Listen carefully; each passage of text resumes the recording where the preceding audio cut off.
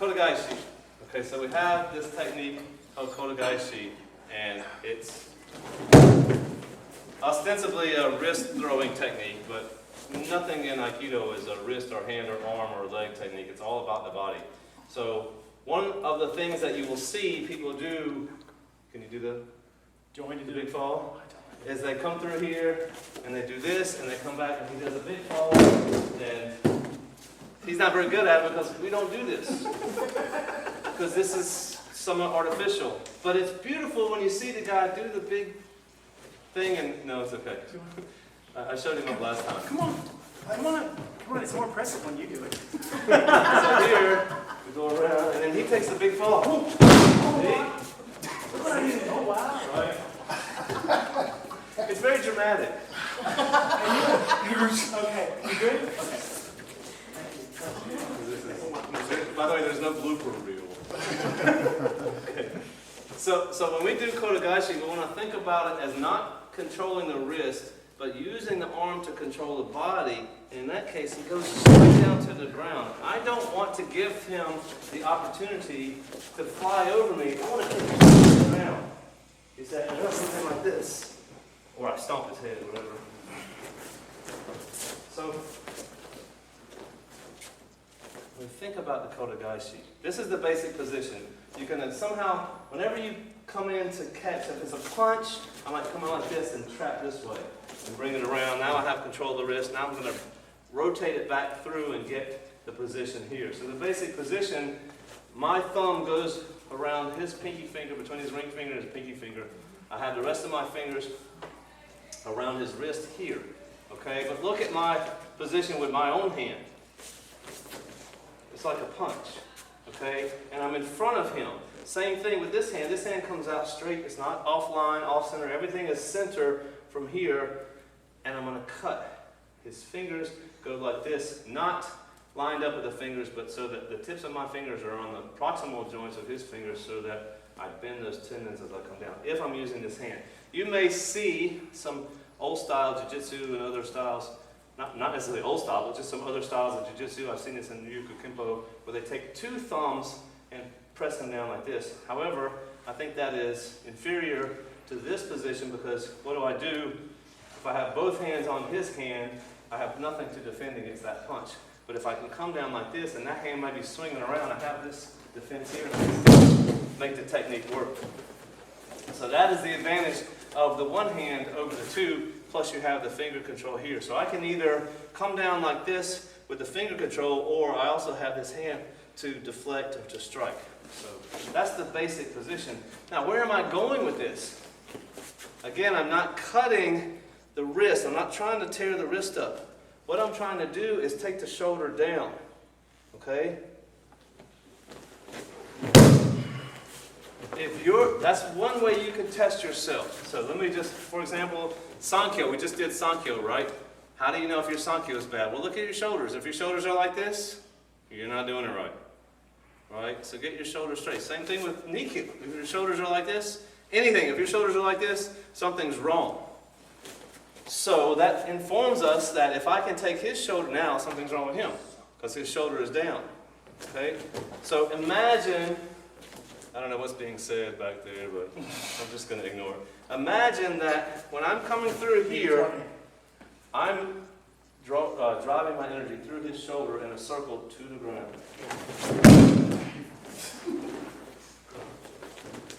So we're going to start just with a basic cross arm grab. I'm going to step 45 degrees backward. I'm going to rotate this way. One thing that helps us to control the grip is if he's really strong, right, as strong as he can be, if I rotate against that thumb, I can move him and get a little control. And look, even when he's resisting hard, this controls him. You see that? Just this movement controls him.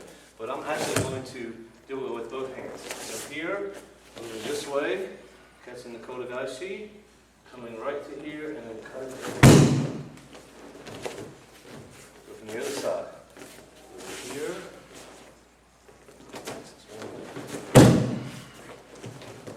What are the feet doing? Let's do that side again. I can go to this leg if I want. Okay?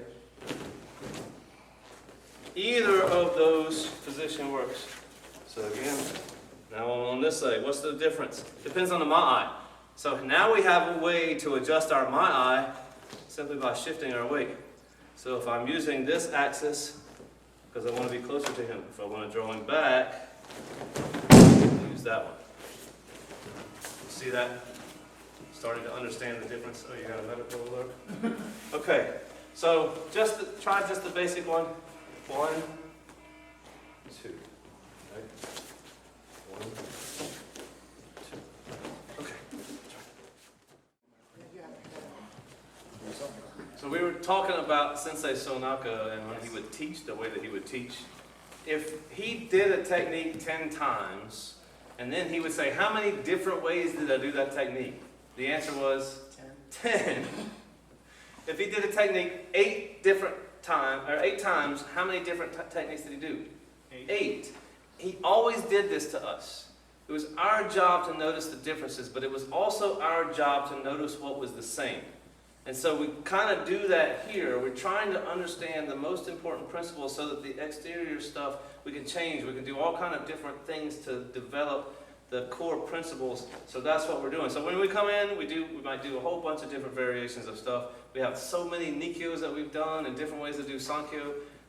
But at the core of all of them are the same basic principles that make the sankyo work, or that make the nikkyo work, or that make the ikkyo work. So that's really where we're at, where we are. So let's do another one that's really a basic, and this is more of a practice principle kind of exercise, because it's not, well, you may find this exact technique. I don't think so. This is more like learning principles.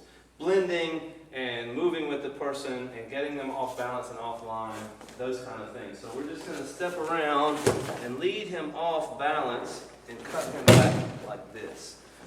One of the important things that we want to learn is I'm not going to try to drag him to where I want him. I'm just going to go to where I want to be. Right? So if he's here and I try to pull him, I'm not pulling him anywhere.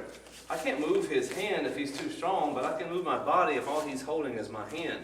And so I'm going to start to just move into position. Now his grip is getting weak and I've extended him slightly. Now his balance is gone, so now I take control. So then I go into the Kote-gaeshi. So as unrealistic as this may look as far as something that you would do on the street, it does teach us some really good principles, so it's a good one to practice. So you're coming in first. I'm not trying to fight against him. I'm just moving around him. And then I'm shifting into here, and I start to lead him off, and at the same time, I'm moving into him. See, I'm stuck. And then I come back, and he's done by that point. The Kote-gaeshi itself is not so important. Let's see this side. So here, I'm going to come in like this, lead him around. This hand comes in and sticks. Right? Now I have control of the forearm. This hand comes in and sticks like this, right? And I'm extending too. I'm not just coming in. I'm not coming in and grabbing like this. I'm sticking it. Right? So if I stop here and just want to go straight to the ground, I can because I have control. But now, change directions. So that's the thing about control. You should have enough control over him so that as soon as you move in and take his balance from him, you can throw him any way you want. Okay?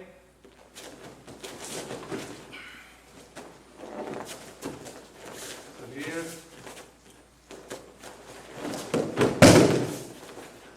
None of those are the things that we're doing. But the point that I'm illustrating is the entire technique. I control him, right? He has no control at any point in this movement once I go in and take the control from him. So don't do things like this. Right? What happened? I didn't take control of him. I came in like this and I started to move him around, and then boom, he just stands right back up because I had no extension. Now what am I going to do? Pull that back. Right? Pull that back. What are you going to do? Right now we're back in the fighting position, so that's not helpful. So remember your extend key. That means always connected to him, always controlling him. At no point does he have control over his body once you move in and take that control. So let's do this slowly and very naturally. 1, 2, 3.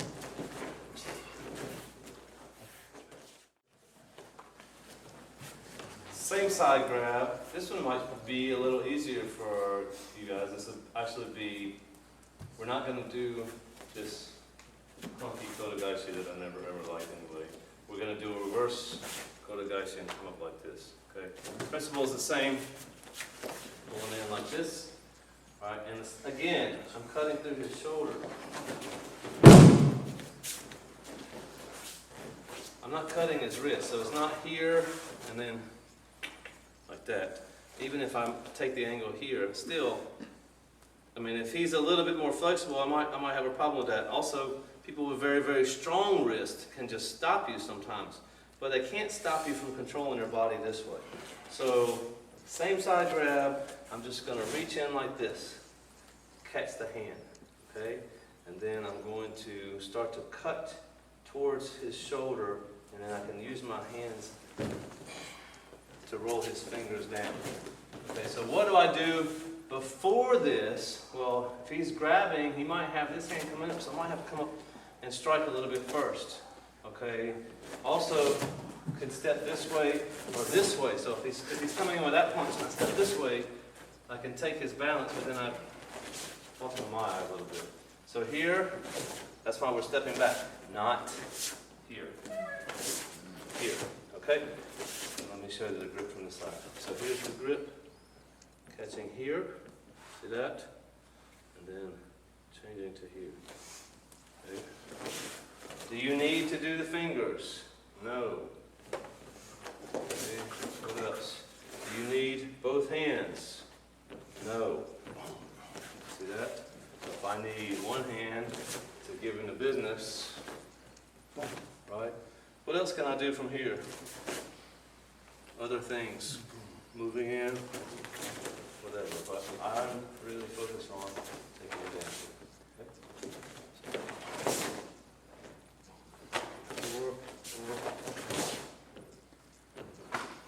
Actually, which one is better? This one or this one? What do you think? It depends.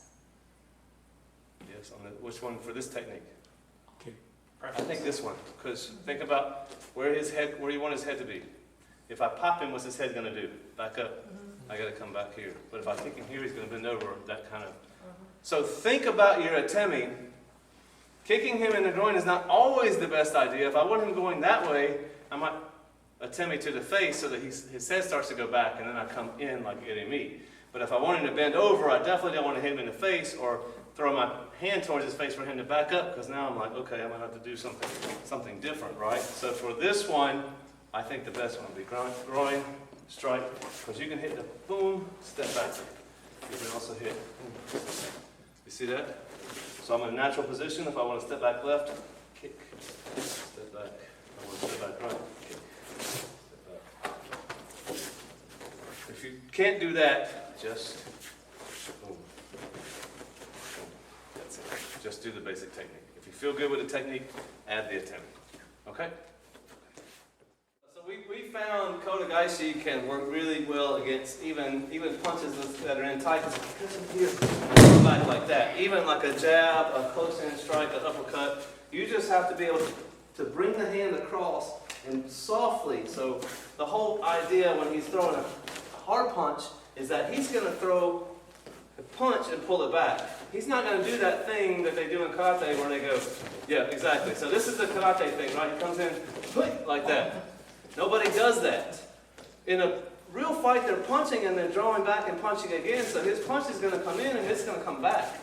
So if I don't get in there and control it here, I'm not going to catch it. So this is one of the places where we can really apply Kote-gaeshi in fast situations where the punches are coming fast, even close-in punches like that. But we're not going to do that tonight. We're going to do something much easier. He's going to throw a roundhouse punch, and I'm just going to come in here and turn it and come into the Kote-gaeshi like this. Okay, so the other hand's going to come in. Even this is, right? If he's coming in fast, and I get, see that? Faster. So he can throw a pretty decent punch. If I can just get it around, catch it. We're not going to do that. But just trying to show you when things are fast and a little bit chaotic, you can still pull this off. You just got to make sure that both hands are up. Right? What happens if this hand starts to do something? Boom, I have this protection here. Then I'm going to come around, feed through here, and switch. So now I'll pick up the Kote-gaeshi. Boom. Comes in from the other side. 1, 2, 3. Boom. And you don't want to stop, go. It's just, right? Slowly. Even slowly, don't go. Right? Even if you, however slowly you need to do it to make it one movement and not two. Right? If you have to do it that slowly to make it one movement. But anytime you're doing stop, go, you want to stop doing that and slow it down and try to make it smooth. Because I'm not stopping that punch. If I try to stop a punch and he's bigger than me and stronger than me, he's going to go right through it. Okay? I know because I've punched against someone who didn't move and the punch goes right through them. So it's not about stopping him, but about changing the direction and using that change of direction. Taking his kinetic energy and applying just a little bit of force to change the direction of that kinetic energy and then using it at the same time. Right? Is that a good explanation? Decent enough. Thank you, science teacher. You're welcome, English teacher. Okay.